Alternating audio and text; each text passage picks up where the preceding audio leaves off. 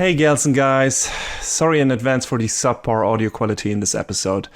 John's mic was acting up and we couldn't really do anything about it at the time. We also didn't want to postpone the sneak peek for yet another week, so we all have to live with this one. Sometimes this stuff happens, but we hope you will enjoy the episode regardless. So without further ado...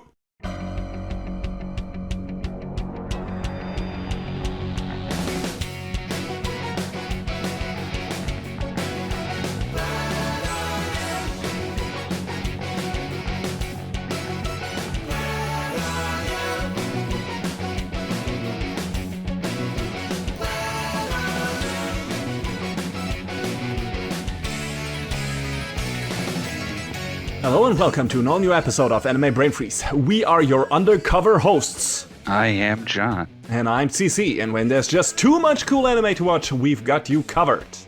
Today we will put on a disguise and join the Forger spy family on a mission for world peace and to get their daughter into a prestigious school. But before that, we of course will brief you on all the super secret premieres that we have checked out in the sneak peek. So grab your spy gadgets and hidden ciphers and don't pause the pod. We'll be right back.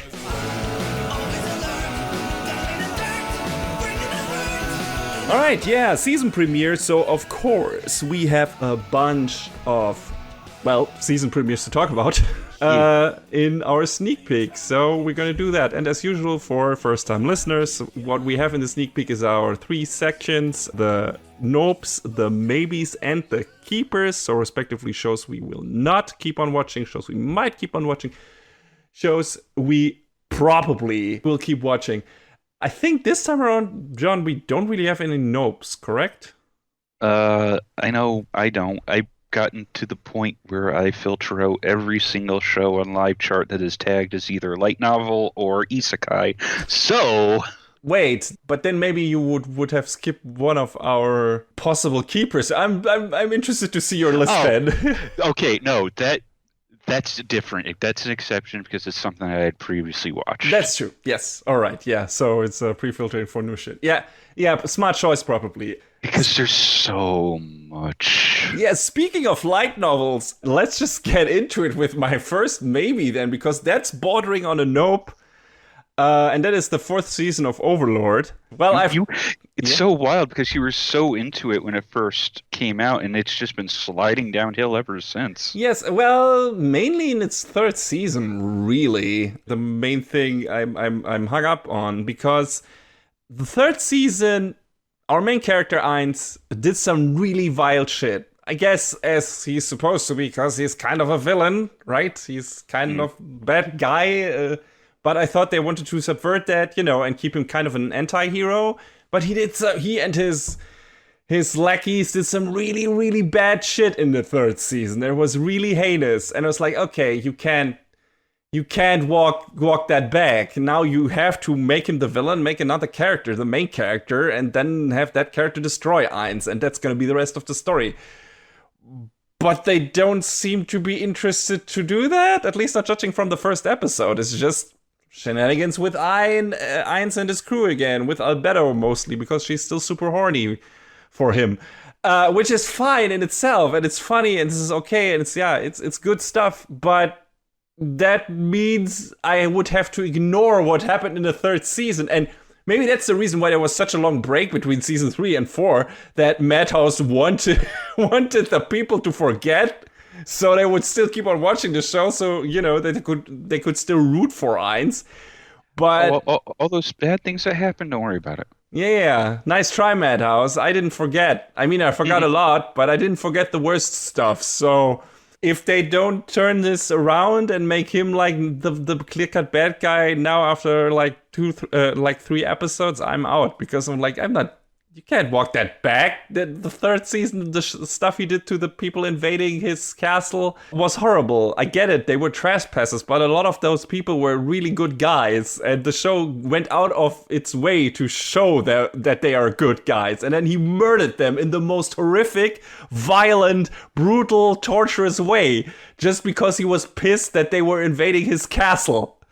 I get it. He's a bad guy, kind of, but the show still paints him like this anti-hero. Now he isn't that anymore, so I can't keep on watching a show with a main character that the show wants me to root for when he did what he did in the third season. So that's the whole thing. I don't know if they might, give us a new character that I can attach my sympathies to. I mean, they did. I think one of the characters from the third season survived, and my assumption was that she is gonna be the new focus character, and she's gonna be the one who ultimately beats Ainz and destroys him. But we'll see. So far, she hasn't appeared yet in the first episode. So that's pretty much it. If the focus is still on Ainz and it's like, hey, he's actually a funny nerd and but also a bad guy, ha ha ha. And if that's just what the show is gonna keep doing, then I'm gonna jump ship. So yeah, it's right now still a maybe, but it might become a nope. John, what is your first maybe? Lycoris Recoil. Ah yes, I've heard about this. Because A1 can actually do good work outside of sword art. Did you know that? I didn't. I did. They did Magi. At least for a while, and there's some other stuff. If I'm not mistaken, they also did Erased. Wasn't that an A1 show? Yes. So. Yeah. So yes, they can do good stuff if they want to, and I think the most recent example would be 86. I think there's also an A1 show. But yes, it's a flip of the coin with those guys. That's true. But yeah, basically Shingo Adachi, who did a lot of the directorial work on Sword Art, said, hey, I want to adapt this show about girls who work in a cafe by day but are actually kind of sort of secret police by night. So it's a bit like, what was that ninja show called? Spy and Spice? Release the Spice. Release the Spice, right. Spy and Spice was the OP. So it's a bit like that, maybe? Yeah, a little bit. It centers around these two girls, Chisato and Takina. Takina was just kind of thrown out of this big organization because some of her comrades in arms were being held at gunpoint by terrorists, and she took matters into her own hands, and it didn't go down very well. All of this was supposed to lead to finding out information about an arms deal, but the intel got botched, and maybe there's something a little deeper under the surface that we don't know about. They sort of hint at the system is not as pure as we think it is. Shock. Why would it be? Shock for what is essentially a cop drama. But yeah, I will say that this show is incredibly pretty. Like, wow. Some of the action sequences are wild. This show has the production value to back it up.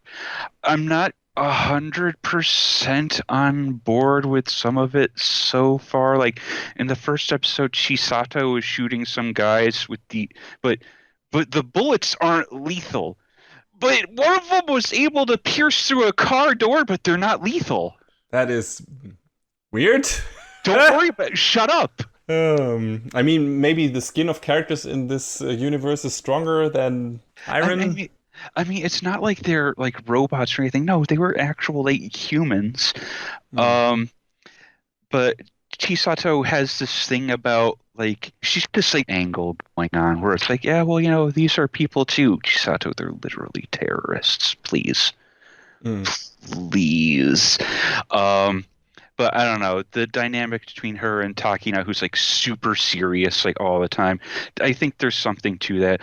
Also, in like the fourth episode, we have the return of Yoshitsugu Matsuoka, the villain, which he is really good at hamming that sort of roll up. So I'm interested to see where this goes. I don't know if it's a keeper though. Yeah, but sounds fun. Yeah. So what you got next? My next maybe is a show you also checked out, I think, which is the new RWBY show. Ice Queendom, or what it's called. I haven't watched any of the original RWBY stuff from Rooster Teeth, the Monty Ohm show, because it always seemed like, hey, cool action scenes, maybe for its time, but also the rest looks really... I mean, it was a fan project, so that's fine. I guess for that it looks good, but I was never like super enticed and like, okay, I don't know if the writing is really any good or stuff like that. So, I watched the first season book volume, however they refer to it, whatever. And then I just kind of fell off the train after that. But, I think they're like on season 8 9, 10. Wow. It's a lot. Okay. And I played a little Blaze Blue Cross tag. They're in there. Yeah, I know. I'm aware. And I had started to check out that Grim Eclipse game. I think it's like a multiplayer action game. So, there's that as well. RWBY has become big, is the point. Yeah, that is absolutely true. And, well, I think especially in Japan, you've been seeing some stuff with that over there a lot. And yeah, I always wanted to, dip my toe into that a bit, like just, check it out. What is it about? What is the main setup and everything? So this is basically a kind of fantasy show, maybe steampunk-ish a bit, maybe. I'm not quite sure how to define it. A bit sci-fi, a bit of everything. And the four main characters are girls with special weapons and everything. And there's some awesome fights in the first episode. Look really good. And yeah, I was into what I saw. I don't know if it will hold my interest. I don't know if if the story will do anything. So far, it seems a bit flat in terms of what it's trying to do, but it also hasn't really shown its hand yet. Really, like what is even the point? Why are they all entering this academy that they are doing? What's up with the dust? The energy source apparently in this universe. What's up with the Grimm, the monsters? But the fight scenes were cool. The music was cool.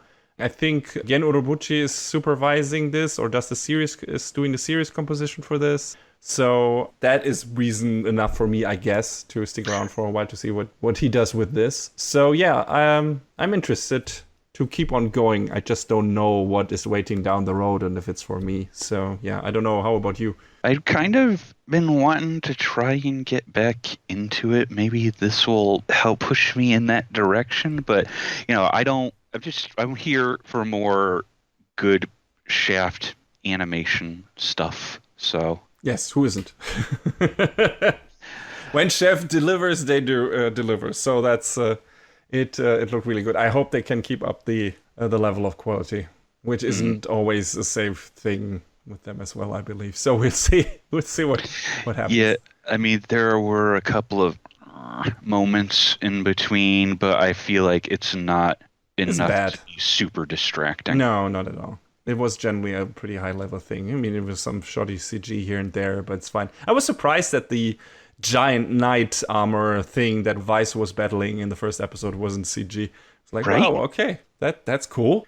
All right, so what is your next maybe, John? I mean, that also was one of your maybes, but whatever. Yes. Buchigire, or I guess it's they're localizing it.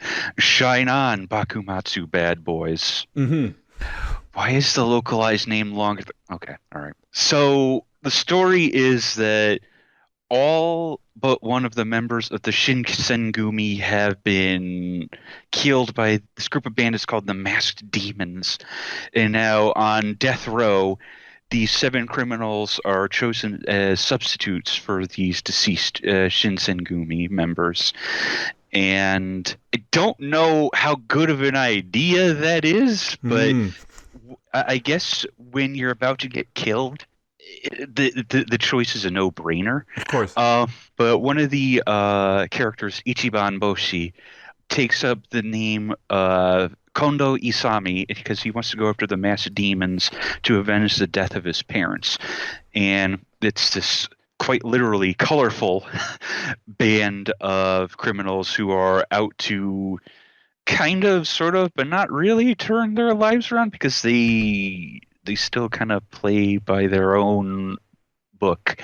But it seems like it could at least be fun to watch. I mean, this is Geno Studios' newest joint, and it's a pretty good looking one. I mean, it's coming off of their past work on Golden Kamuy, and you can see that they have been able to put in, a lot more polish in there. Yeah, I think the first thing we saw of them was, I forgot what that show was called, which wasn't great and didn't look great. Kokoku, Moment to Moment, whatever. Yes, exactly. But Golden Kamuy got better and better, which makes both of us sad that changed studios. And directors. And everything, basically. I think except for the lead writer. Yeah, which is important. Yes. You know, you want your adaptation in good writing hands, but still, you also need a very capable director and at least decent looking animation, so we'll see where that goes. But I mean yeah. Brainspace is... Yes. They have a decent track record. That is true. I mean, you just have to look at To Your Eternity, right? So, which is weird that To Your Eternity has changed for its second season. Yeah, it's really weird. It's like we're just let them let the show stay with the studios they started with. What are you? I mean, contracts and whatnot. Yes. I guess it's sometimes sometimes the studios don't want to work on this particular IP anymore. See Studio with Attack on Titan. That can also happen. But yeah, or Vinland Saga, and probably Ranking of Kings. So it can happen. But yeah, it seems like Gino is doing a good job with this one, right? Yeah, no, the first few episodes have looked really surprisingly good so far. So, and it seems goofy enough to keep me hanging around. But I'm interested. I think this show is an original. I don't think it's based off of a manga or anything. So I'm interested to see how they go about getting Ichiban Boshi's revenge and the backstories of the other characters and whatnot. So there's some potential with this, I think. So what you got? Yurei Deco, which is the new show by Studio Science Saru, so Masaki Yuasa's studio, who last time we talked about them was Keep Your Hands Off Eizouken, I think. I'm not mistaken, which was a cool show, very cool show, visually very cool, and so is this one. It's weird as fuck and has a very unique art style, which is what I expected from Science Saru. So this is that. I don't even know who's responsible writing wise, if it's a Yuasa show or if it's something else, someone else. But so it's about this girl Barry who lives in this weird AR town, like augmented reality. I think everyone has like a lens in their eye at least, or an implant or something, so they can see. The town is pretty standard, but they have like these overlays with digital art and everything. And there is a currency in this AR town. It's basically likes, but here they call it love. So literally, all the characters go around and say, "I don't have enough love in my life." We get it. So yeah, so it's basically what everything is paid for within this AR world and everything. I'm looking at the opening theme is called One Septillion Love. Mm-hmm. Yeah. If I'm reading this number of zeros correctly. Yeah, that might be the case. So yeah, there's a bunch of ways you can get more love in this thing, and Barry is intent on solving the mystery of Phantom Zero, who is like this weird apparition that appears. Nobody knows what it is. Some call it a hoax, a mystery, whatever. That appears sometimes in the city, and wherever it appears, all the love is reduced to zero. And yeah, she wants to solve the mystery of that, and through that, get a lot more, love currency. And she stumbles over a kid. We haven't gotten its name yet, but I looked the cast list up on Anime News Network, and I think his name is Hack or Huck, because this story apparently is also somehow related to Huckleberry Finn. The town they're in is called Tom Sawyer. So okay, well there you go. Yes. So the problem is I haven't read Huck Finn, so I don't really know anything about that story and how it relates to that. Maybe it's something in the lines of, I don't know, very loose adaptation, something like Oh Brother, Where Art Thou? With the George Clooney, which was a kind of adaptation of the Greek poem of the Odyssey. So maybe it's something like that, where it takes some inspiration of the original source material and then constructs a loose story around it. I don't know. Maybe there's some actual through-line parallels. So far, it's not clear yet. It's not even really clear in any way where the story will go. Right now, they're just trying to solve the mystery around Phantom Zero.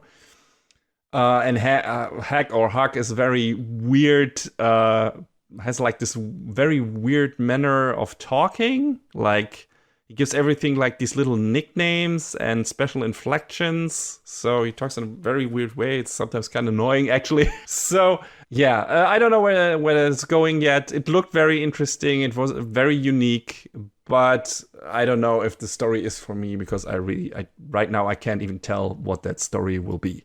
Maybe it's just a fun little adventure story. Maybe there's more to it. But there already seems to be some commentary on our current way of living and everything in there. So that's that always catches my eye. So yeah, sure. I'll keep on watching it for a couple of more episodes and then decide.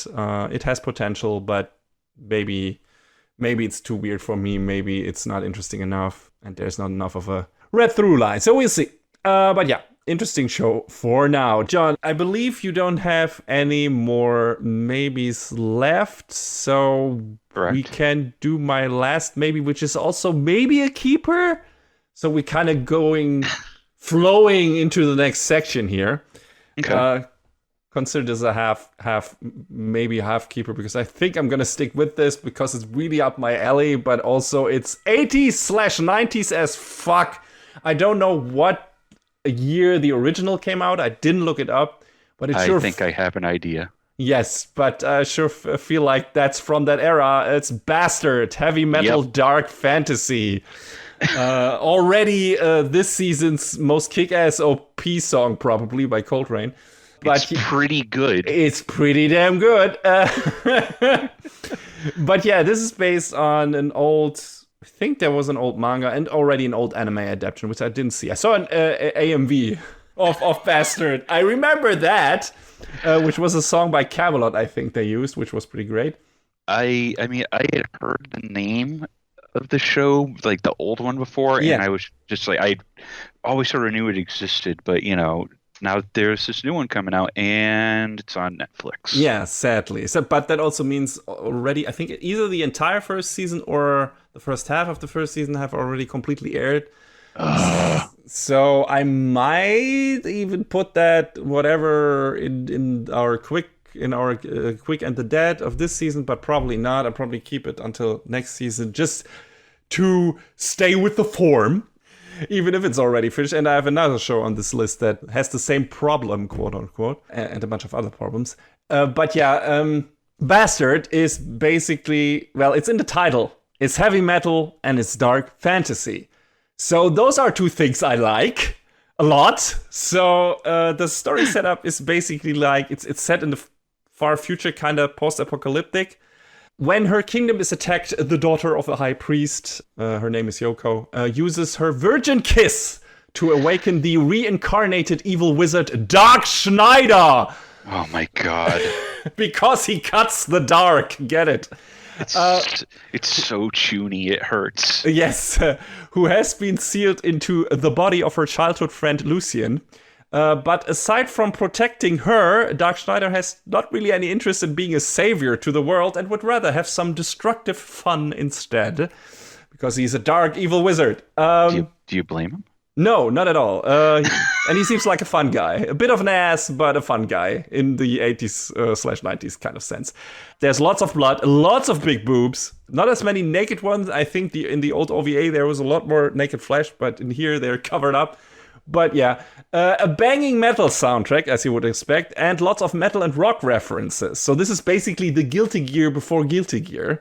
The dark fantasy version, anyway. Yeah, I was watching some clips with some of the spell names, and I was like, come on. Yes, there was already name drops for Metallica. I think the country there is like called Metallica or something like that. There was Megadeth in one of the spells. Yeah. One of the bad guys is called Osborne. So Jesus. There you go. This is if you like that shit in in Guilty Gear, you will like it in here probably. It's definitely up my alley for the soundtrack alone, and the animation is pretty damn good, at least in its first episode.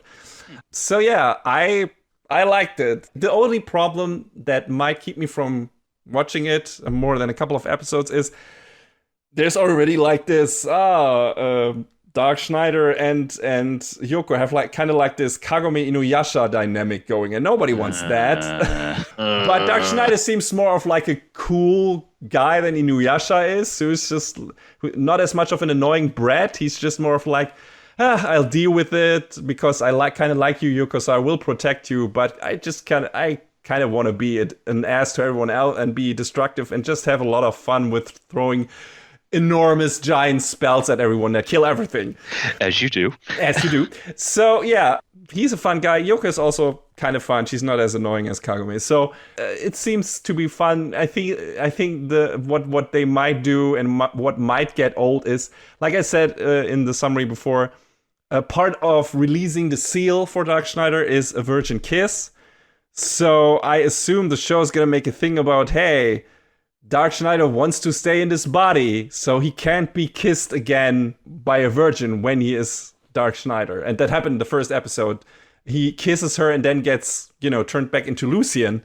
So I assume the next time he gets, released, he doesn't want that to happen again. So he's probably tried to do something about that virginity thing of Yoko. So if that's going to be a main plot point in every episode, he's just going to try to do the dirty deeds with her, I'm going to be annoyed. So we'll see. But then again, there are probably more virgins in this country, so he's in danger anyway. Yuko just needs to find one, even if they fuck. So whatever. We'll see. I guess if you want to keep with the metal theme, I guess it would be a dirty deed done dirt cheap. Mm-hmm. Yes, absolutely. Well done. But yes, this is up my alley. It's cheesy. It's 80s/90s. It's heavy metal. It's dark fantasy. Most of all, it's fun. It felt very tongue in cheek in its first episode. Like it knew exactly what it was and just went full ham. So that's what I want from this kind of show. And I got it. So if that stays the same and no annoying plot points just wiggle their way into this, then I'll stick with it. But that's why it's maybe still a bit of a maybe. But most of what I saw was keeper material in the first episode, so it's fun. And it's all out, so I'll probably know pretty quickly if this is something I want or not. All right, John, what is your first keeper? First keeper, actually, all of my keepers are continuations of shows now that I look at it. Two of which are several years old and we've not talked about before. Yes. The first is Classroom of the Elite, Season 2. I kind of watched the first season on a whim, I don't know, a year or two ago, and it's all about this young man, Kiyotaka Ayanokoji. And he is enrolled in the Tokyo Metropolitan Advanced Nurturing Senior High School. And in this school, it said that 100% of the students who go there go on to college or find like incredible like levels of employment. But he ends up in class 1D, which is like filled with like all of his classes, like problem kids and jerks and losers and whatnot. And the classes go in rank, DCBA. And the way this system works is the students are kind of competing for what are called like personal points and class points. Class points can be used to raise the ranking of your class. So 1D can turn into 1C, and that would force C down to D. You see what I mean? Interesting. Yeah, I get it. Yeah, and this is like tallied up every month, and students are given like, I believe it's like 100,000 personal points, which is interesting that these personal points have buying power. And 1 point is equivalent to 1 yen. So you can use it to buy supplies. You can use it to buy, books, whatever. You can use it to buy certain favors within the system, but some favors might cost way more than others. And this is a show just all about outplaying everybody else around you and just like trying to make your way to the top by any means necessary, the meme, ha. But, this is a show all about like deceit, and there's like some it's very much a thriller story, and the way Ayano Koji is trying to outplay the people in the other classes as well as some of the people within his own class as well Uh-huh. is interesting to watch because he comes across as this very plain, deadpan character, but he's also very cold and calculating.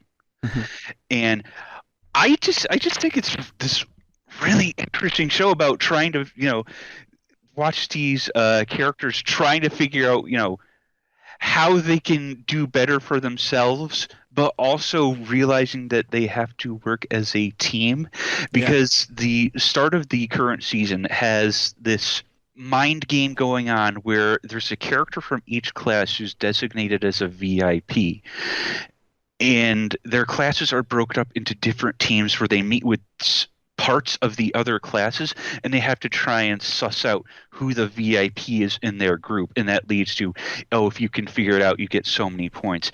If you can't figure it out, the VIP gets so many points. If you guess incorrectly, it has these consequences, sort of thing. So it's the mind games in this show are real. I kind of incorrectly guessed one of the twists at the start of the second season, but then I sort of was like, well, I guess it must be this instead. So I think it's a really neat show for that. And I'm looking forward to seeing where it goes because it has been a minute since the first season, and there's a third season that's already planned for next year. So I'm glad to see that they came back to this and are keeping it rolling. This was a show that, oh God, when did the first season air? 2017. Okay, so not as long ago as another show we're going to talk about, but it's been a minute. So I'm glad to see that they decided to bring it back. Uneasy alliances are fun. So, what you got for a keeper? Well, uh, it's a reluctant keeper, sadly, because I was sure it would be a surefire one. So one of my absolute favorite anime movies of all time is Spriggan from the late 90s. I would have to look it up. It was directed by Katsuhiro Otomo, the guy who did a little movie called Akira. And Never heard of it. who has? But yeah, Spriggan is probably one of his lesser known works, I guess. But I love that movie. I think it's great. And that is based on a manga, and that manga now got a new adaptation from Netflix and David Production. So I saw the trailer, I was understandably hype, and it's good. Like, it's of course following the manga more closely, while the movie meshed up like two of the manga's volumes or manga chapters into one movie that didn't necessarily have anything to do with each other, and they just, turned that into one story for one movie. I think it was the second, the second episode of this new anime is doing parts of the movie story, and there's probably one coming down the road that's doing the other half of that. But yeah, I didn't expect an animation on the level of the movie, because that would be ridiculous. It's one of the best looking anime movies in existence, in my opinion. So I didn't expect that. What I did hope for is that we wouldn't have any ugly CG garbage in it, or not too much of it. But sadly, David Production targeted me specifically and wanted to disappoint me specifically. Oh no. So, you and some of his opponents or faceless soldiers are CG in some of the action scenes. For some reason I don't get. And it sticks out as much as you'd expect. Why are you still doing this, companies? Like, to save money probably, I get it. But then a scene later, you see some really cool traditionally animated scene of you taking out a kidnapper, and you're like, why wouldn't you have it all look like this? I mean, most of the conversation scenes are still like traditionally animated all the way through, but you have some weird mix and match there, where one model is traditionally animated and the other one isn't, and it's so jarring. You have like this one enemy that, like I said, traditionally animated, the other one is CG, and then they fight, and it's like you see it, and you're like, why do it? What advantage does that give you? Like, apparently you can animate properly the one guy, why not the other guy? It's there in the same scene, And you're not using that model, CG model, anymore because that's a disposable villain and he's dead after this episode. So why would you go through the trouble to making this model and then not using it anymore in the show for a scene where there's also a traditionally animated character in there? I'm already getting too much into this. This is for the full review, but I have some thoughts about this show already. And why? Because I was looking forward to it a lot. A goddamn lot, because like I said, I love the old movie, so I was hoping for a good adaptation, and in parts it is. Like, it moves along, it has a brisk pace, the voice acting is great, and most of the, like all of the traditional animation is great. Again, it's just the CG that is the problem. And of course Netflix, because I checked out, I was a fool and checked out the first episode of Netflix, and the subtitles are fucking laggy. How are the fan sub crews still better at timing the subs than the official streaming services who get money for this shit? It boggles the mind. Netflix, get your shit together. What the hell? Anyway, sorry. It's just, I don't get it. But yeah, for anyone who doesn't know anything about Spriggan, it's basically about this organization who unearths old artifacts. I think it's called... No, Black Technology was, I think, in Full Metal Panic. I don't know what it's called here, but there's like these artifacts all around the world who were left behind by this old, very advanced civilization, and they use these artifacts to make science fiction-y weapon stuff. And of course, there are other organizations after this, after these artifacts, and this our organization, like the good organization Arkham, is trying to protect these artifacts, basically. And for that, they have like a couple of special agents, and our main character, Yu Omina, is one of them, a so-called Spriggan. And he has like this really cool body armor that gives him, with artificial muscle fiber, that gives him like super strength. So he's a bit of a James Bond, a bit of a, I don't know, some kind of superhero. So it's really cool. Like, it's a really cool setup, and there's some fun missions that's going. It's very Metal Gear Solid in a lot of parts. On steroids, though. Or like I said, James Bond in a way. Like the villains, the toys you gets to play with, the historical fiction stuff. He even has his own queue. It's neat. If you're into Metal Gear Solid, I'm pretty sure you'll like Spriggan, at least when it comes to design and tone and stories to an extent. And yeah, I loved Spriggan as a movie. I liked what I read of the manga, and I was really looking forward to the show. It's just sad that apparently they cut some corners. So that's a bummer, and it wasn't necessary. Yeah, it's very unfortunate. Like, at least Hiroshi Seko is doing the screenplay, and he's probably one of the best adaptive screenwriters, if not the best in anime. So, for sure. Yeah.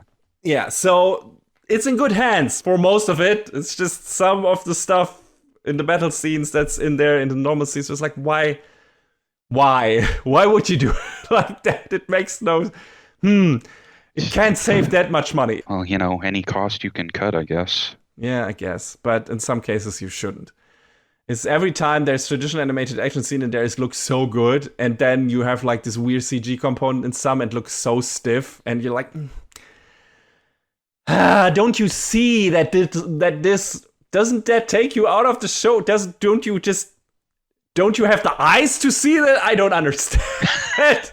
It's not on Berserk level, God forbid, but it's, for CG, it's decent, even good in some parts. But just, combining these two things is always a bad idea, because then the CG sticks out even more. So, yeah, it's weird. Like, I get the CG for model for you, I guess. If they wanted to keep it on, save some money there, they could probably use it for some of the wilder camera movement. And there's some great camera movement in the show. But, for the enemies and everything, it just was really weird choice. Anyway, so it's a reluctant keeper. Of course, I will finish this anime because it's one of my most anticipated anime in a long while. But I probably will complain even more than I complain now when I review it. So, brace yourselves. Anyway, John, I hope your next keeper is a bit more of a positive thing than mine. It's a show that we waited 9 years for. Well, we didn't really wait for it because we thought it would never get a second season. Right, and everybody memed about it. It's like, oh yeah, this show's definitely getting a second season. And then there was like whispers of it for a while, and then there was like, talks about this and that and the other thing. And then they just straight announced, So the second season of The Devil is a Part-Timer is coming in summer 2022, and I didn't believe it at first. Hmm. Me and, neither. and yeah, it's here. It's real. Here we It's are. actually real. It's real. McRonald's is back. And Jungle JP and Unislow. Oh my god. So this was the isekai exception that we alluded to earlier. Yeah, well, it's a reverse isekai, so Yes. Because the Demon King Satan, Mhm. when facing demise at the hands of the hero Emilia, has no choice but to flee to another world with his Demon King Alciel. And they arrive where else but in Japan. Because what else? Without money though, that's the problem. With no money and no magic. Mhm. So Satan takes the name Mao Sadao, and he becomes a shift worker at Ronald's. Yes, that Uh-huh. can't say the name. Can't say the name, or else the clown will come after us. Yeah. Don't risk it. He's already waiting in the gutter. And it's this story of kooky shenanigans where Amelia followed them as well, and she's an office worker, and she's living a much nicer life With air than conditioning. yes, with air conditioning, and she's got a much nicer life, making a lot more money than Mao is with Alciel, who's become his roommate, and eventually one of his other demon generals, Lucifer, because everybody is named after the devil, I guess. Yes, and they get new names. Like Yes. Asiel is Ashia now. I don't know what Lucifer's name became. Ushihara, I believe. Yeah, maybe. It's close enough. Shut up. Don't worry about it. Uh-huh. It's a work comedy, kinda. And reverse isekai stuff. You know, the Emilia and Mao meet at some point, and of course they still got beef with each other, but also maybe some other stuff going on, and Mao is kind of super invested at some point at actually getting better at his job and become, I don't know, manager or whatever. So I don't know. It's really funny in parts, and what they have to what Ashia especially has to put up with. That poor guy. I feel bad for Ashia. He's still the best. He was the best in the first season, I think, and he's still the best here. At least what I remember from the first season. I didn't revisit it, but it turns out I kind of didn't have to. Like, I mean, the second season immediately picks up where we left off, but it does a pretty good job of reacquainting us with the characters, what their deal is. You know, Lucifer is a NEET, Ashia is the fuzzy housemaid kind of guy. And, Mao is, working at McDonald's. And Chiho totally wants to jump into Mao's Oh, pants. damn right, yes. And yeah, so And there's no two ways about it. Like in other anime, you'd be like, maybe no, No. that is absolutely the case. she wants the MD. But so I didn't quite remember what happened at the end of the first season, because I think someone from the other world invaded. I think it was Sariel, who now has gained some weight. Yeah, a little bit.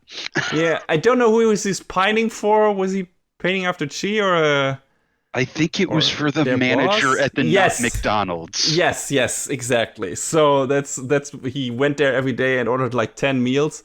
Well, he looks the way he does now, but yeah, I think Mao kind of saved everyone at the end of the first season, which was like a nice twist. Oh, well, okay.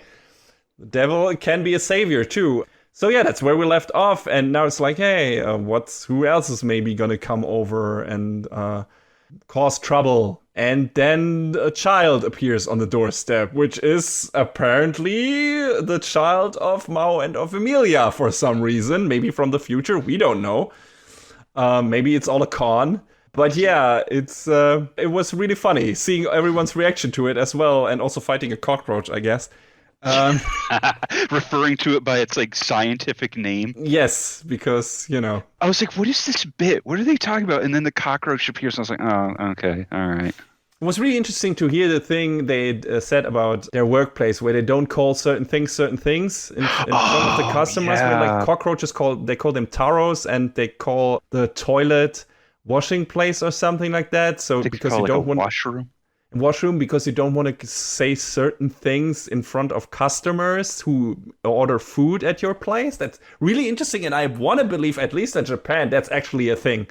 Makes sense, kinda. Yes, that was neat, and overall, the comedy still hits. It's a really funny show. The animation is great, and yeah, that is a keeper for now. I don't see me dropping this show because it's like, holy shit, yeah, Devil is a Part-Timer is back after such a fucking long time, and we were all happy that it finally happened, even though we didn't expect it at all anymore. So, yeah, I hope there's probably a lot of material left, so I hope they don't leave us hanging for quite so long once this season is finished this time around. Would be nice. Yeah, please try to follow this up more quickly. I'm really glad they got Minami Kuribayashi back on to do the opening theme again after so long. Yeah. It's little touches like that, you know? Yes, exactly. It feels like the people care. I don't know if it's exactly the same crew. Probably not. Probably some changes made in the cast and crew, but it looks like it's some of the same writing team, but it's a different director and obviously a different studio. I didn't even look at that. I didn't even know if it was a different studio or not, because it felt like the animation level was pretty much close to what season 1 was. So yeah, if you like war comedy, if you like, maybe even if you don't like isekai anymore, like, you know, we like we do, grizzled veterans of the genre. Yes, exactly. This is one of those where it's like, no, make an exception for that, because this is a funny, smart show, and it's got some nice twists to the formula and everything, and it's more kind of about like satirizing the genre and everything, and yeah. It's a really fun show. So, and I assume it will stay that way for its runtime for this season. So, yeah, looking forward to seeing more. I assume that's the case for you as well, John. Oh, for sure. All right, then we'll get to my last keeper, and that is, of course, the second season of Made in Abyss, titled Golden City of the Scorching Sun. The kids are back. The gang is back. The kids are, for now, all right, I guess. Rico, Ram, and Nanaji. We'll see how long it stays that way, because I'm ready for that series to fuck me up all over again, just like season 1, and especially the movie did. Holy fuck, that movie. And I haven't talked about the movie yet. I have talked about the series, about the first season, and it was one of my favorites. If I didn't pick it as my best of the season, I probably did it because I was like, there's gonna be a second season anyway. Didn't expect it to take so long for the second season to come around. So I'm gonna just choose that. So that might happen. But in between, there was also a movie. And that, holy fucking shit, Dawn of the Deep Soul is such a bummer of a movie. It's a good movie, but you will not get out of there with good feelings. So I will talk about that when I review the second season, because, you know, the movie is part of that, and I haven't talked about it yet. So there's going to be spoilers for that. There's going to be spoilers for everything. But yeah, looking forward to this season. There's probably going to be some really harsh herring shit in there, just like there was in the previous outings of this show, because that's what Made in Abyss is. It's putting these poor kids through a lot of shit. And yeah, but also amazing fantasy scenery. The soundtrack by Kevin Penkin immediately kicked my ass again. Like, what a talent. Holy shit. Like, it's so good. Like, in the first couple of minutes of the first episode, you're like, what the fuck? This is so good. Like, and like I said, the artwork, the animation, Kinema Citrus going all out again. Just, yes, give it to me. It's so good. So I loved the first season of this. I liked, quote unquote, the movie. As much as you could, I guess. As much as I can with that kind of material. But yeah, and I'm really interested to see where the story is going. There's still a lot of mysteries. You know, some have been solved, but there's still a lot of mysteries. We're still only at the 6th layer now of the Abyss. So there's still a bunch of them to go. I don't even remember how many there were, 10 or something. But yeah, they're a bunch. About to be my question, actually. Yes. I don't even know if they start at the first layer and then go deeper and deeper. I think that's how it worked, yeah. I don't know what the last layer is, though. It might be 10, it might be 12, not sure. The setup for this is very RPG-ish, and that's what the writer of the manga thought about when he created that story. So that makes sense. It totally feels like that, how a lot of the mechanics work in the show and everything with the curse and stuff like that. So yeah, we will talk more about that once this season has wrapped up. But it's a really good show. It's a really good looking show. It's just like you need to brace yourself for some really deeply emotional, hurtful shit in this show, because that's what Made in Abyss is. It's really, it's horror. It's a horror show, really. That's what it is, and substantial horror. It's not like cheap jump scares or anything. No, this show puts you and the characters through the ringer. Like, the half of the first season is that, and the other half is cool fantasy stuff and nice adventure stuff. But there's a lot of deep horror shit in there, and the movie is all horror. It's terrifying, it's a nightmare, and it's really sad. And I expect the second season to do more of all of that. So we'll see. If you have a strong stomach and you like good character writing and you love adventure shit and you love RPGs and you love good character designs, you love good animation, you love an amazing soundtrack, then Jesus Christ, check out Made in Abyss. But if you're squeamish when it comes to blood and kids getting hurt and stuff like that, then maybe stay away, because this show doesn't pull any punches, just as a warning. But I love this show. I think it's great. And I have a strong stomach, so I can deal with that. But even I, at certain points, especially during the movie, was like, I think I need to pause. I think I need to take a break and walk away for a couple of minutes, because holy fucking shit. That's a lot. Yeah.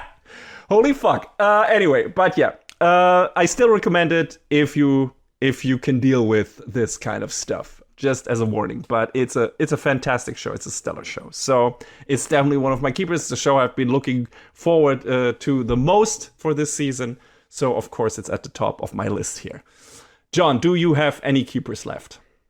I have two that are real quick blow-throughs. Yeah, go for it. So, finally, at last, reached the conclusion of Love Live. I don't believe you. Well, that's because that's when Love Live starts. That's right. The cycle continues anew.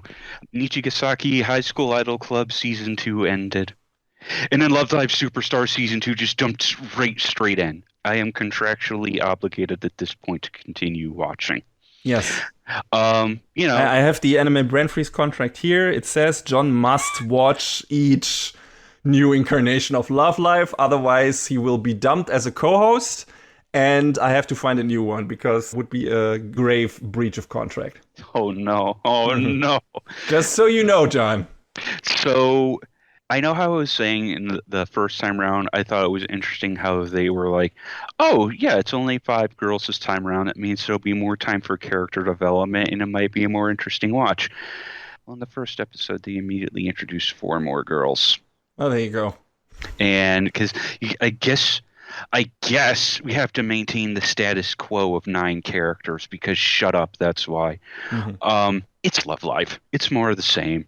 At this point, I have given up on reviewing the show, because, it's just a feel-good girls, uplifting girls show. And there's absolutely nothing wrong with that. I still enjoy watching it, but it's hard to say it's hard to say anything new about it after Love Live Sunshine, because it strove to do something so different with its ending, and man, it still hits me when I think about it. Oof. It's a good thing. Yeah, no, definitely. So Love Live Superstar is back. All the girls are great for different reasons. And of course I will watch it, and I will watch whatever the next one is that comes after that, because it's already in pre-production. And the last you have to line these things up in advance. Oh, without a doubt. Like, I think they announced Superstar before Nichigaku. And then they announced Nichigaku while they were still working on Superstar. And everyone was like, guys, Mm-hmm. But yeah, that is the cycle of idol life, I guess. And my last keeper, it shouldn't be a keeper, but I have to know how much stupider it gets. It's Rent a Girlfriend. Of course it is. I should have known. Kazuya is still a big, stupid idiot, but I don't know. There's something about this story that's kind of grabbed hold of me. Who's the best girl? I don't know. It's either Chizuru or Ruka. They're both great for different reasons. Fight me in the comment section. There's very strong opinions on the internet of who the best girl is in this show in particular, but it's I mean, that's the main rom-com trash. I mean, it's the main character's problem anyway, right? Like, he can't decide either because he likes both of them, and that's where the whole problem comes in. Well, he had gone so far as to say that he is in love with Chizuru, but Ruka is under the impression that he is her girlfriend, and he's definitely attracted to her, but he's like, no, I have these feelings for Chizuru, but it's complicated. Ah, yes, hashtag complicated, got it. Yes. And it's stupid, but I don't hate it because the production values are there and the character writing is at least somewhat interesting. I still want to know exactly what Ruka's deal is because there's something with her. Okay, maybe you'll find out. I hope that is the case. But, it's... I guess I'm in it for the long haul at this point. Okay, 1 second. I'll put that in the contract as well. No. All right, it's in. Okay. No. Love life and random girlfriend. No. Oh no. Can we? Let's write Data Live in there too, I guess, at this point. Sure thing. Data Live, Love Live, Live Alive, Xbox Live! All right. And with that, we are going live with our first review from the previous season, and that will happen in a moment.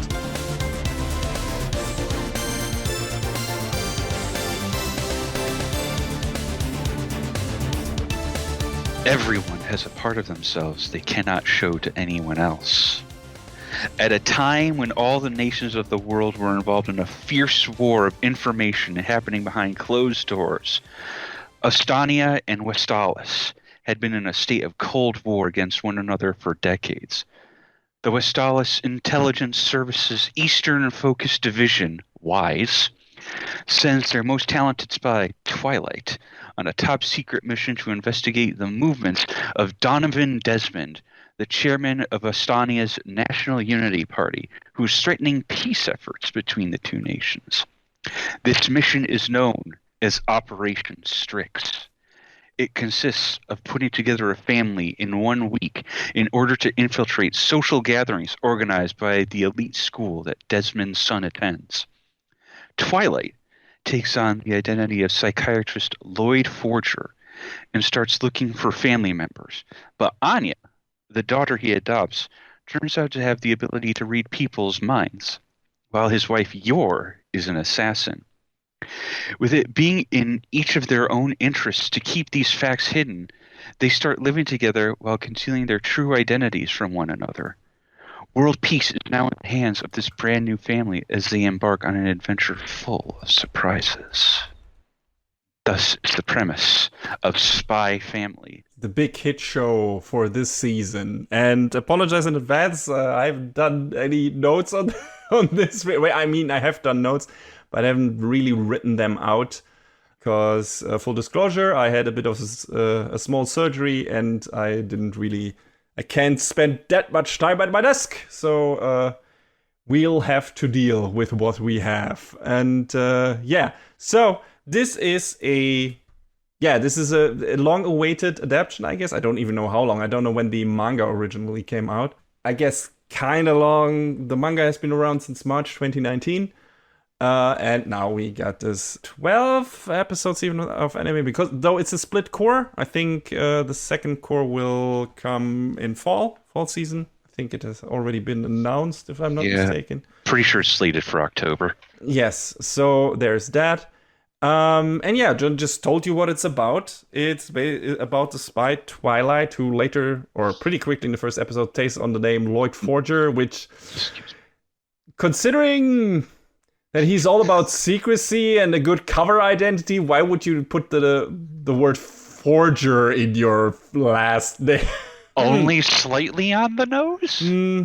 John, just, in general, over the course of this series, I got the impression that Lloyd is not necessarily as good of a spy as the show's trying making him out to be. I mean, that could be the case, or it's just that this particular mission has thrown him for such a loop.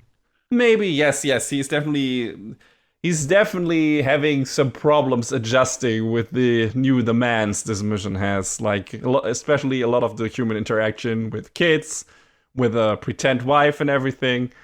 So he's not familiar with that. And yeah, so that's basically what he has to do. He has to get into this prestigious academy, or that's the plan anyway. Adopt a kid, kinda, that you can put into that academy, then let that kid make friends with the son of this Desmond guy, and then basically get close to him through that, and establish contact and whatever, and stop war from happening, whatever that might look like.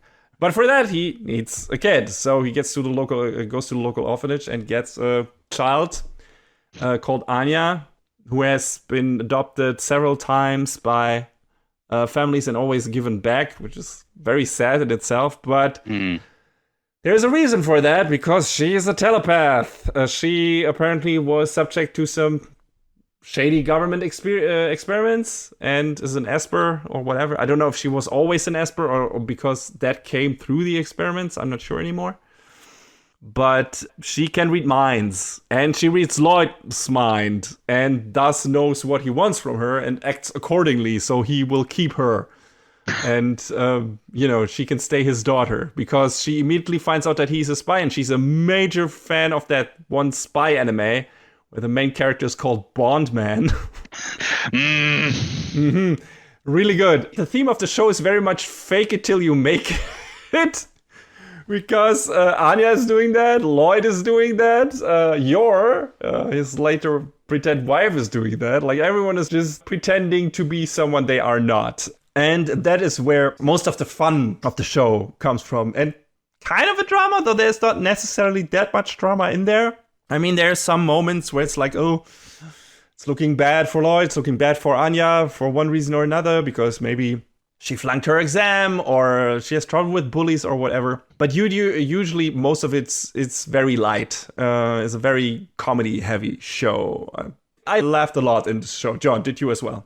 Oh, yeah, for sure. This show, it has no shortage of shenanigans and or hijinks. Absolutely. And most of that is derived from Anya, which is like this cute little gremlin with the best smirk in anime history, maybe? That stupid, just face that she always makes. Yeah, it's very great. I thought she had probably the funniest scenes, and the other characters reacting to her, and she reacted to them and everything, because she could read their minds and stuff like that, and was kind of put off by something she read in there. But it also, of course, brings some problems, because she's very focused on reading people's minds, and sometimes that distracts her from some of the stuff she should be concentrating on to actually succeed in whatever she has to do. She has also a problem in big crowds, because she can't really block all the stray thoughts invading her brain.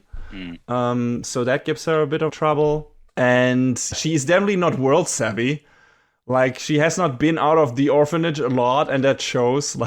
Like she has a bit of trouble adjusting to certain things and to finding out how they work and everything, but that's also fun. And you see like these sparkles around her head every time she uses her Esper powers, just to give you a clue, which is a neat idea. I don't know if I've seen this before, but it's a nice way of conveying that. It's funny because when she gets excited, she sort of says waku waku to herself. And it's just this funny little character trait that carries on all throughout. Yeah, so she has to infiltrate the school and needs to learn a lot of new stuff from that, needs to get good at the basic school things, like math and everything. But she also, Lloyd kind of wants her to make friends with the son of the Desmond guy. His son's name is Damien, of course it is. Of course. Yes. And problem is, he's a bit of a stuck-up brat. He's a bit of a dick, and he has like his two stooges with him, of course, and he's a bit of a bully. And Anya definitely doesn't want to deal with that. Do you blame her? No, it's really cool. And the problem is she has to get like also these merit badges, these stellas. And there are also unmerit badges, like these thunderbolts. And she, of course, gets one of those when she decks Damien, like punches him right in the face. Which is a really cool scene because she actually has the foresight to actually look if the teacher is looking. And when the teacher looks away, she just fucking punches Damien in the face. It was like, holy shit, that girl is good. She's thinking it out. Yeah, it doesn't really help her though. If it wasn't for one of the housemasters being on her side, kind of. But it's really funny. Like she's very adept when it comes to quick thinking. Like she's very. Some of the stuff you're surprised where she's very capable of thinking on the fly and trying to improve the situation for her. So that doesn't always work out, but she's a quick thinker. So that's probably one of her strong suits, because everything else she's kind of bad at overall. Like everything the school kind of demands of her, she's not really good at. So that's definitely one of the good things. And also she knows what's right and what's wrong mostly, and overall she's a good kid. Most of the season is about her, really. It's about her finding her way, finding her footing in the school, finding a friend in the form of Becky and everything. And that's kind of the main focus of this first season. We get also introduced to Lloyd, of course, and to Yor, but most of the focus is on Anya this season. I expected there to be some, I don't know, side missions during some of the episodes where Lloyd gets to do some spy shit and Yor gets to do some assassin shit. But that doesn't really happen aside from the introductory episode. In the very last episode, there's a bit where Lloyd has to procure something, microfilm or whatever from a penguin, whatever. But aside from that, the focus is really on getting Anya into the school. And that's kind of what most of the season is revolving around. John, did you have any problems with that? Were your expectations a bit different? So did you feel disappointed in some things? I mean, yeah, they kind of expected to see more of Lloyd doing stuff and maybe Yor going out and taking a few heads, as it were. Mm. But I think there's some implication that Lloyd does go out to do some stuff like off screen a couple of times. Yes. In the last episode, he mentions that. That's why he's so fucking exhausted, because they unload all of the extra missions on him for some reason. And it's like, oh, that's okay, I get it, but maybe show some of them? That's interesting. I mean, I get why you focus on Anya, because that's like kind of the main drive of this plot, like getting her to know Damien, who of course falls for her at some point because she's the one who stands up to him, kind of. But whatever, that's the main focus of getting her there. That's what needs to happen. So I don't know if the manga has more side stuff with Lloyd, but it is not as even. The screen time is not necessarily. I guess the screen time is evenly distributed because, Lloyd still hangs around in the school sometimes and spies on Anya and shit and tries to help her out. And, Yor does some other stuff. But it's not really. It doesn't feel like there's any important things happening outside of the school and keeping the family charade alive. That's the other big plot, of course. It's like, hey, we have to sell everyone on us being an actual family, like Lloyd already being married a year to Yor, and Anya actually being his kid and everything. And that's, of course, not only to the people in the school, but also to their neighbors, to Yor's little brother, which is a great episode. And her colleagues and everyone. So, that's the other big part of the show, like setting up this pretend family, and of course them growing also closer and becoming a real family through that unexpectedly. I mean, very expectedly, but for them unexpectedly. So that's kind of what this first season is about. I mean, it's in the title, right? It's spy family. Yeah. So family is a big aspect of that, and the spy part is mostly Anya just being in the school, though she does not really do that much spying stuff yet. It's unless, you want to say that she spies into the minds of the other people and tries to get closer to Damien, I guess. But that's kind of it. Aside from that, most of the other stuff is relegated to the first couple of episodes and the last episode, where it's like you see some Lloyd actually doing some spy stuff. You see Yor actually doing some killing and how they meet up, and then them beating some bad guys together, and then like deciding, I would like to pretend to marry someone so I don't seem suspicious to the government because I'm still a single lady, which is really okay. All right, that's its own kind of baggage, I guess. So before I left my last job, I was talking with one of the girls, and she had been watching Spy Family as well, and she enjoyed it. But she kind of brought up this thing like, don't you feel like yours role and mentality is a little bit like it's backwards in terms of what she wants from her life, or maybe just because she wants to go on doing the killing thing, but she's also worried about having to settle down, and that's a kind of a weird trope that runs through all of anime anyway. Yes. That I'm not 100% keen on. Yeah, me neither. And it's gotten worse since, the initiatives from Shinzo Abe's party, where it's like, hey, we need to convince the people who watch anime to get kids. Like, I didn't mention it during a sneak peek talking about Lycoris Recoil, but there's a character in there like that, and it's sort of like, yeah. And it's in here too. It's not as dominant, I guess, but it's in that specific plot point. Like, that's the reason. I mean, that's the reason they give, or that's the reason that Yor states why she wants to have this fake engagement with Lloyd. It's not true. It's kind of true. She wants to stay unsuspicious, but also the main reason is not because she doesn't get captured, but she wants to stay unsuspicious because she wants to keep doing her job of killing people. So it's not she's afraid of being like captured for being single. She is afraid of raising any suspicion while killing people. So I mean, I guess on that front, okay, but yes.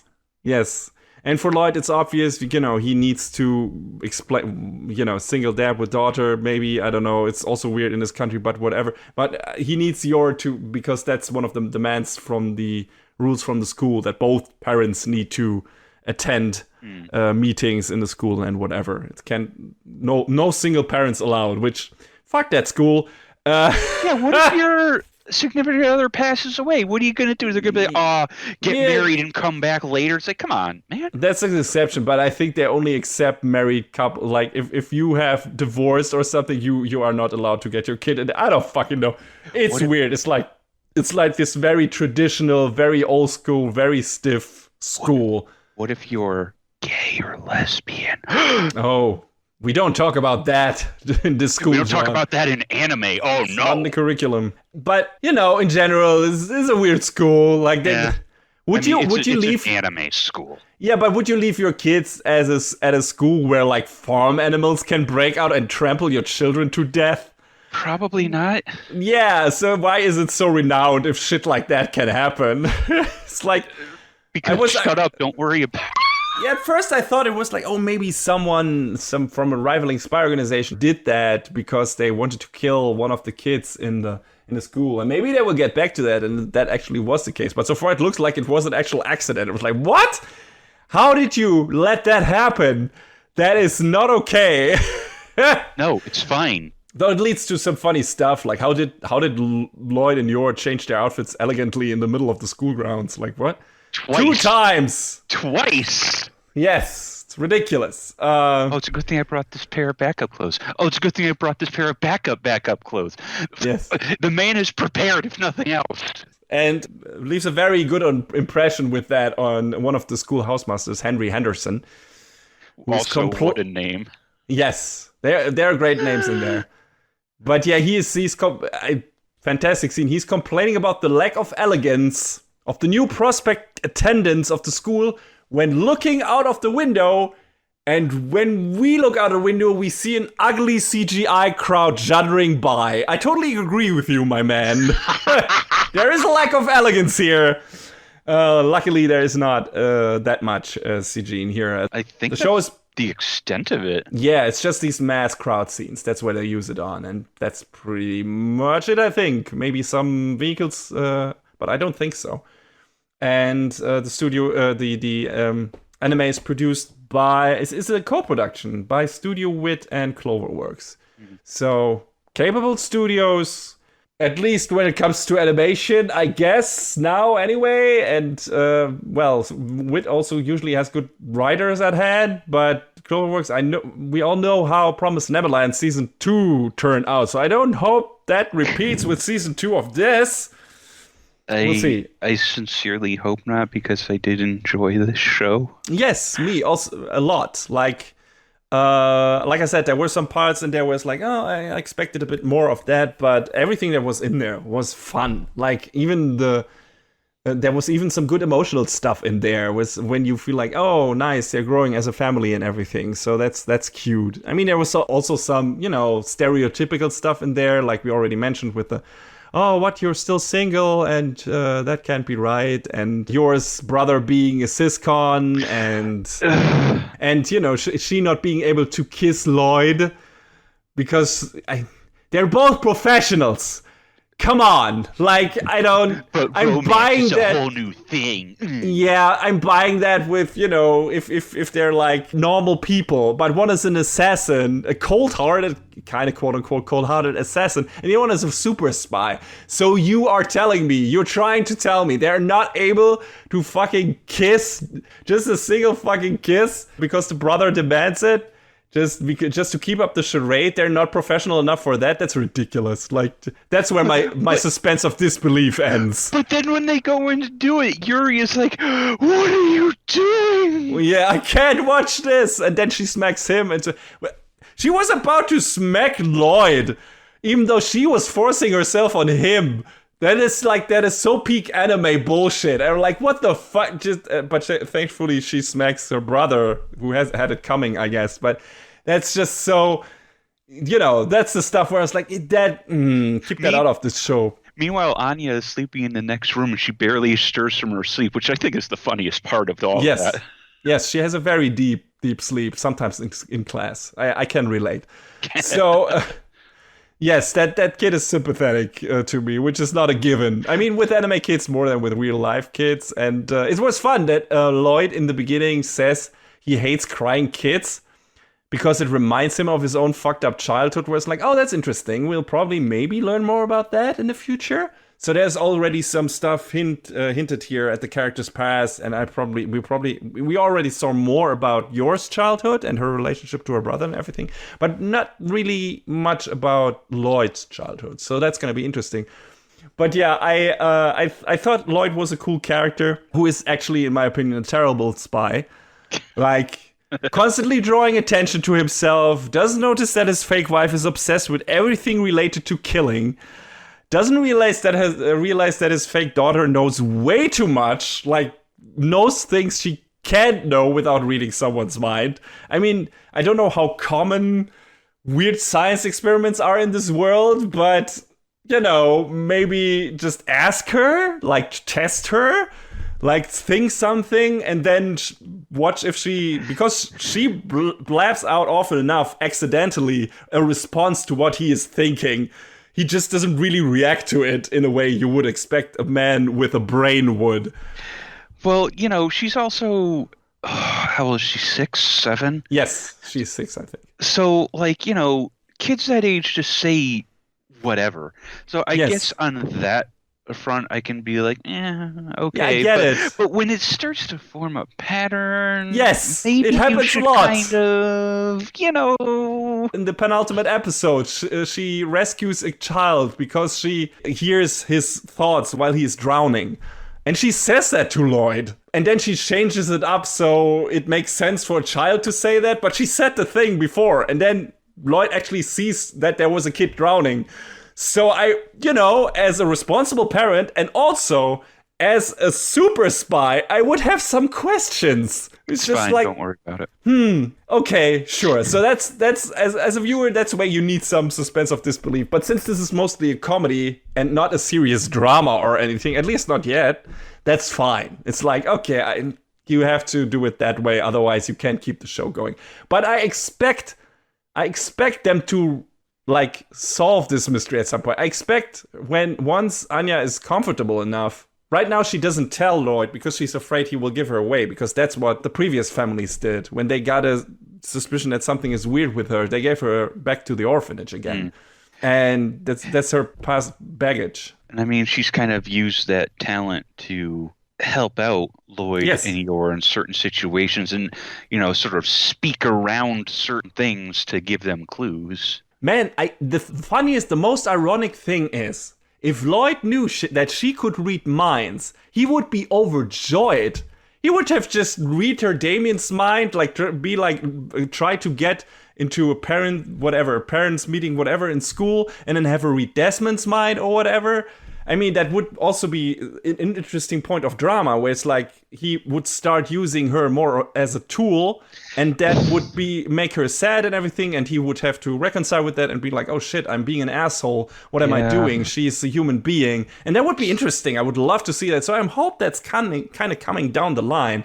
But right now, it's just like you have like this gold mine of information in front of you, and you don't know it. Like a gift to every spy, and you don't fucking realize it. You're not good at your job, Lloyd. Oh no.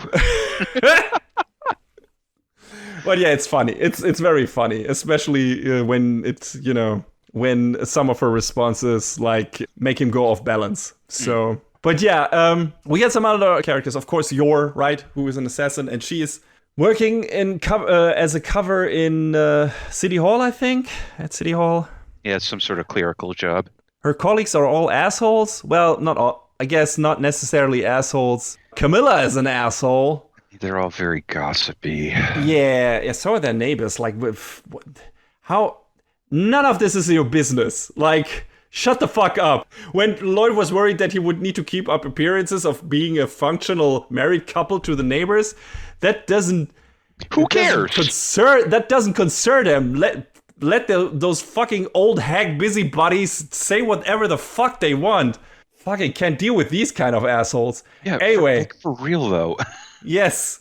So, yeah, it is nice when at least some of these characters who are assholes get their comeuppance, especially one of the housemasters, Malcolm Swan, who's an absolute piece of shit and likes to jab at people who seem to have a happy relationship, even if it's a fake one, because he apparently sucked at keeping his own alive. I had a teacher like that, and boy, is it satisfying when, Henry Henderson, the cool housemaster, just decks him elegantly, of course. Yeah, of course it's elegant. Yes. So most of the characters, at some point, who deserve it get what they have coming. So that's neat. And fun characters overall. There's a dodgeball game with a 6-year-old that looks like a 30-year-old and sounds like a 30-year-old. And yeah, what? Suddenly the show turns into the greatest sports anime that never was. And we got a neat Dragon Ball reference and everything in there. It's crazy stuff. That I love that episode. That was fantastic. But yeah, a lot of cool stuff. And Yor, like I said, she works in City Hall, and she's a bit of a ditz, considering that she's like this master assassin. Like I guess when she goes into assassin mode, the switch gets flipped. Yes, exactly. But she says herself that she's not particularly good at anything except for killing people, which she doesn't disclose to anyone, and keeping the house clean, I guess. I mean, just the clips of her coming home to her little brother covered in blood. Don't worry about it. Shut up. Mm-hmm. And she can't hold her liquor. Not at all. Not the whole family can't, but yeah, it's funny.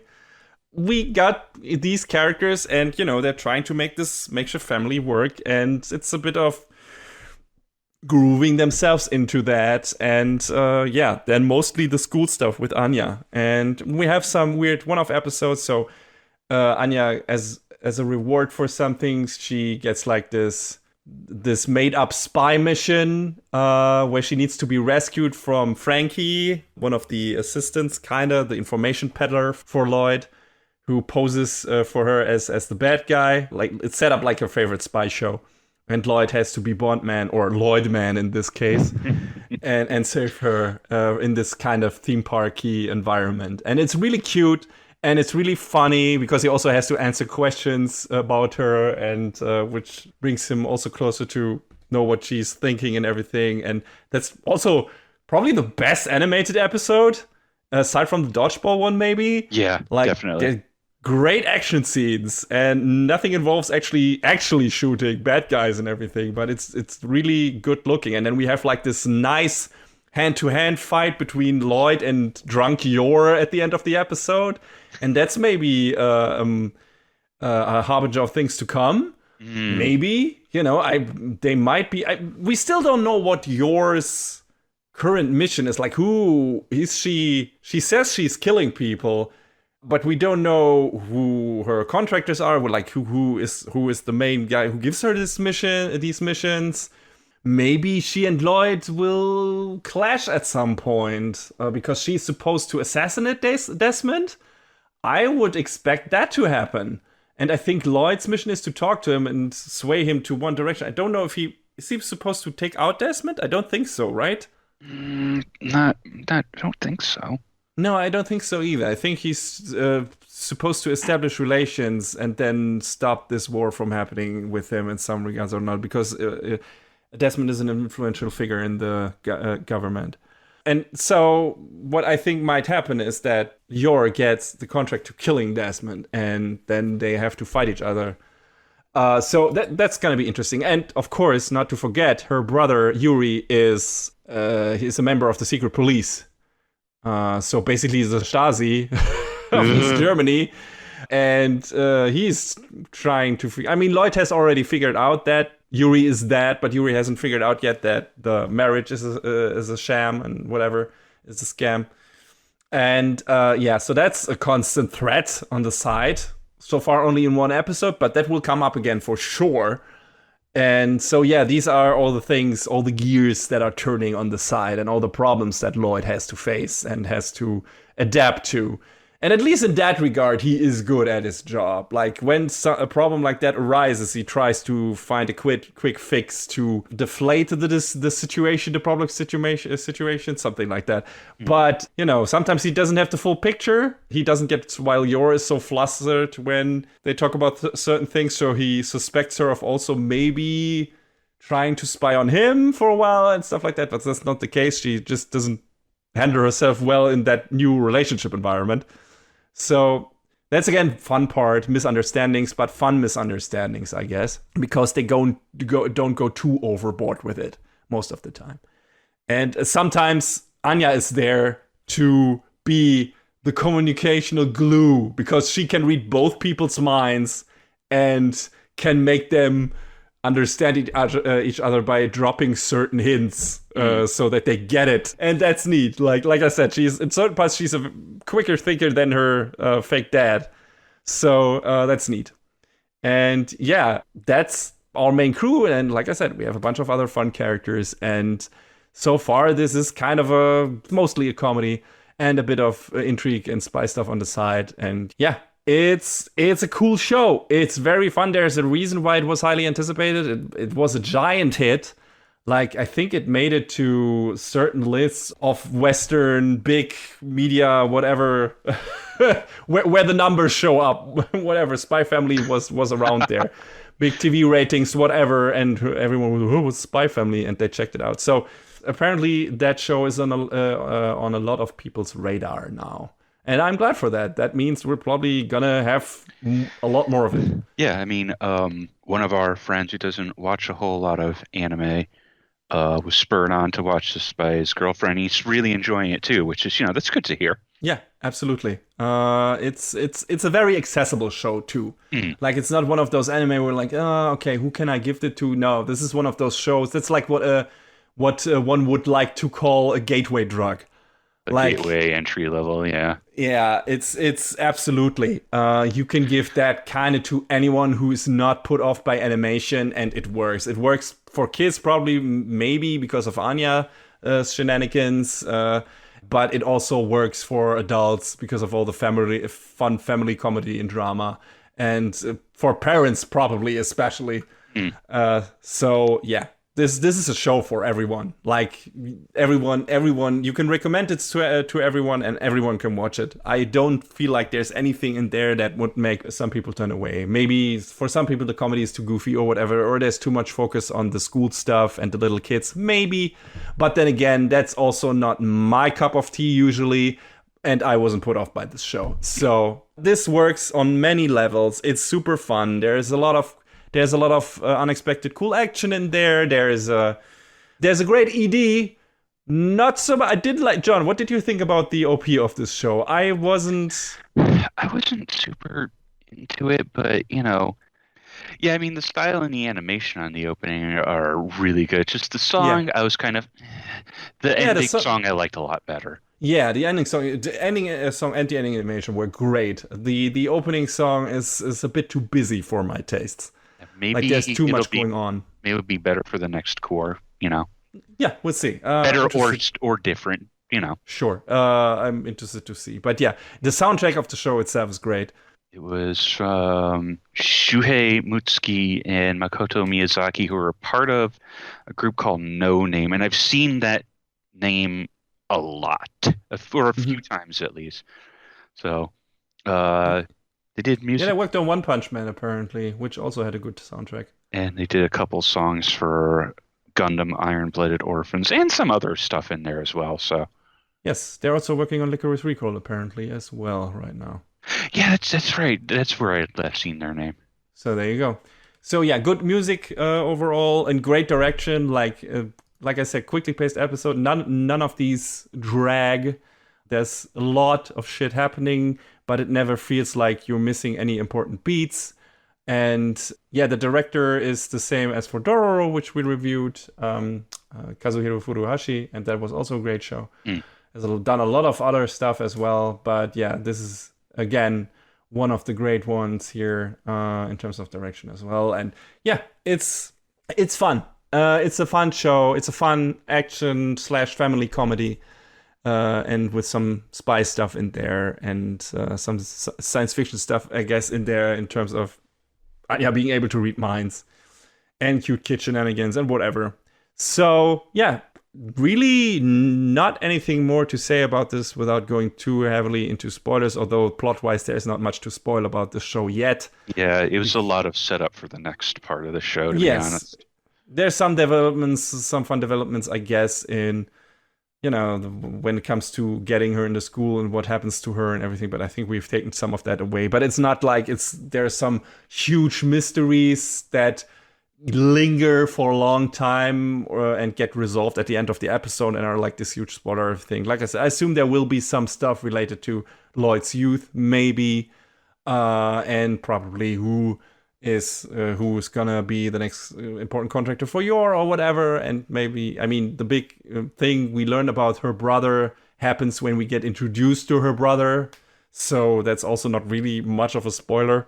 And yeah, if you want to watch it, it's on everything really, as by the looks of it. Like for us, probably mostly Crunchyroll, but also Hulu in some countries, Amazon Prime in some other countries, and services I've never heard of. It's on Netflix and other places. Yes, you will probably find it somewhere on some streaming service, on Disney Plus and others. So it's everywhere. You'll figure it out. It's a fun show. If anything, what we talked about here sounds enticing to you, check it out. I would highly recommend it. Like I said, it's a show for everyone, and you can't really go wrong. Good looking show, good sounding show, funny show, great characters, and yeah, it's a fun time. And John, it seems you agree. Oh yeah, it's great all around and definitely worth checking out. Like you said, this is a show that anyone and everyone can watch, so definitely check it out.